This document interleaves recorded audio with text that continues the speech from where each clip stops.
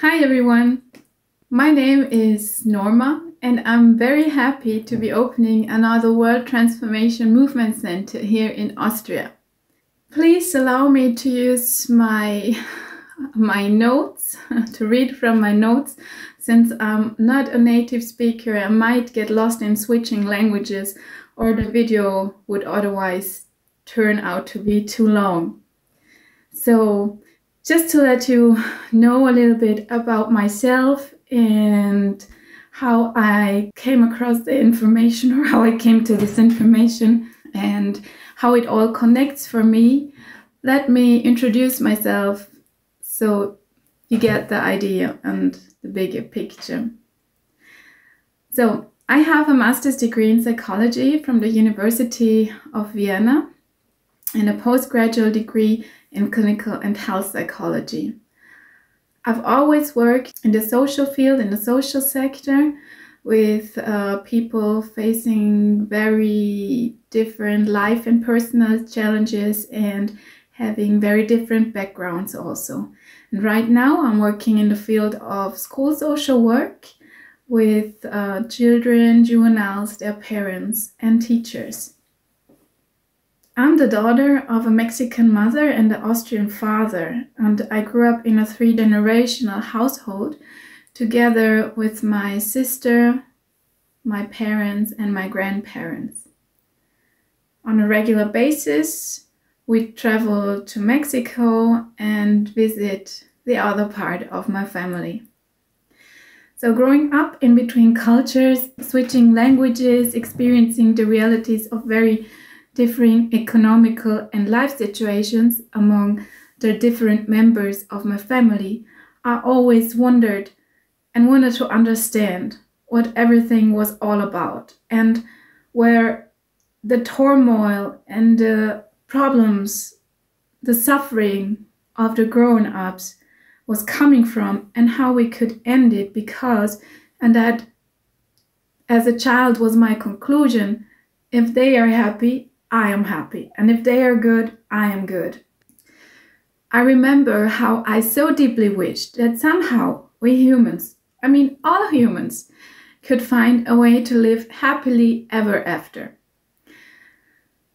Also, growing up by this beautiful, lush environment here at Lake Constance, I enjoyed spending my time outside very, very much. Being very connected to nature and animals, I could never understand how we as humans often could be so cruel towards them. So I had a lot of questions, and my interest in psychology and the path of my career is not astounding. I've always sort of wanted to look at things from different perspectives and bridge the gap. Then over the past years, and especially since I became a mother, my efforts to find deeper understanding, useful and ever more holistic concepts explaining our human behavior, as well as techniques to provide effective relief and healing, grew. So I searched for differing scientific and intellectual approaches. I listened to thinkers of the left, right, middle, and the margins. I dipped my feet into aspects of yoga and learned about mindfulness and meditation. I developed a growing interest in the mind-body connection and especially of developmental trauma. And until recently, I also attended a very inspiring local wilderness school. And over the past years since I'm back in my hometown of Höchst, I participated in a local political party and worked for an intercultural women's project. And all this as to learn from different perspectives and try to add something positive to it all, to society. So wherever I look, people are making such an effort and they dedicate their life into bringing relief and healing into this world with, for example, ever more evolved, scientific, sophisticated, traditional, ancient, or everything in combination ways of coping, and personal healing. There are such a lot of truly wonderful people, teachers, healers out there to whom I'm truly grateful. And I could see good things within me and others, resulting from all the efforts we make, but still, I could never see a light at the end of the tunnel of our perpetuating way of destructive behavior.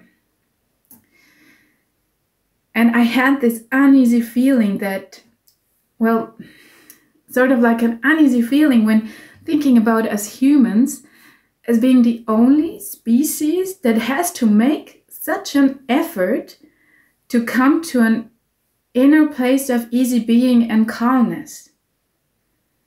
Until I came across Jeremy Griffith and his synthesis, his biological and scientific macro explanation of our human condition and our human journey here on this planet.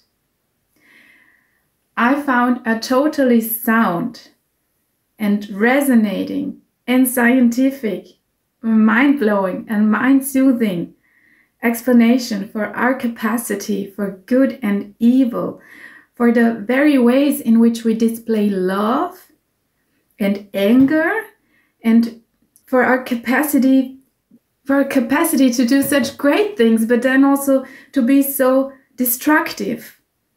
An explanation for our growing detachment from our true selves, from our true loving selves, and from our home, nature. So basically, all the questions I have ever had concerning our human behavior and emotion, they are being answered by the explanations in this book, Freedom, the End of the Human Condition. In spite of my university studies and reading scientific literature, I always had wondered whether science and religion or our need for spirituality could ever come together, whether there was a kind of purpose and meaning to plain existence and thus our existence in the way I felt it rather than only stemming from chaos. I always wanted to find answers as with regards to the differences and struggles between men and women. And also, for example, why my boys would play warlike games and behave in such boyish ways, seemingly motivated from in themselves. And also, since I bear the heritage of two very different worlds within me, I always wondered how we humans could be so different, as for example, with regards to my experiences concerning aspects of modern Europe in contrast to indigenous ways of living in Mexico. Why has the modern world been behaving in such a blind and cruel way towards people living in indigenous or traditional ways? How can the aggressor and the victim within me come to peace and understanding of each other? I'd never had an answer to these questions, but I found them now in the book. It's incredible. What else? I'm so happy I found this information because it provides a truthful understanding about music and the arts, of which as a child and until my early 20s I had been so fond of, but at a certain point I had to let go of. I think the content of Freedom really got hold of me when the book The Catcher in the Rye was mentioned with regards to what goes on within us in our teens, by explaining the most important psychological event in a human life, namely resignation. Back in grammar school, we read The Catcher in the Rye in my English classes. It was a book that made me want to enhance my English because I could understand that what was being said in that book was the reality of being a teenager, and that there was something so profound, crazy, painful, lonely, and truthful to it that grown-ups or resigned human fellows weren't able to grasp anymore. Wherever I have moved, I always take that piece of truth with me. I could never throw that book away. As a mother, and with the things I had come to feel and think regarding motherhood and love, I was so relieved to find out about our loving, nurturing origins, about the true power of love. And as a psychologist, I was fascinated to find a biological explanation of love, and excited by the explanation given with regards to the emergence of conscious thought and its implication concerning our human development. So the information in this book is based on first principle science. It integrates pre-scientific and philosophical thinking, as well as our most inner truth as brought to life by music and the arts. It touches on all relevant aspects of our human life and behavior, and for the first time gives us a tool of consciously understanding other people, ourselves, nature, and our role and place in it. It's all explained. It's all good. These understandings bridge the gaps and put everything into place. The thing is, the knowledge presented in the book Freedom unleashes a massive paradigm shift concerning our perception and way of thinking as soon as one understands and welcomes the honesty of the provided content. There's no one there to tell you what to do or how to behave. And even though that might be unbelievable or even scary to some, that's how it is, and it's incredibly great. Just by understanding the information provided, everything falls into place. We can transform from within and feel calmer and compassionate. We can now come from a place of true understanding. It's incredible how people from all over the world with different cultural, religious, educational, whatever backgrounds are coming together through understanding this information.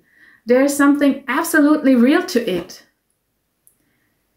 I hope you feel inspired and that you want to learn more about freedom and its content. If you have any questions or wish to leave a comment, please feel welcome to contact me or other supporters of the World Transformation Movement. As you may have learned already, this is a non-for-profit organization, and all the material, the information is free in the internet. So, the tunnel has come to its end, and there's a light of conscious understanding and reconciliation waiting for us. I wish everyone could learn about it and come to this place of understanding. This brings healing to our thinking minds. I wish for future generations, for future children, to live with their loving souls and thinking minds in sync, to feel calm and secure and happy within themselves, and to be able to pass it on from generation to generation to generation. I know and I feel that with these understandings it's possible. So that's why I'm supporting the World Transformation Movement. Bye, and thank you very much for listening to me.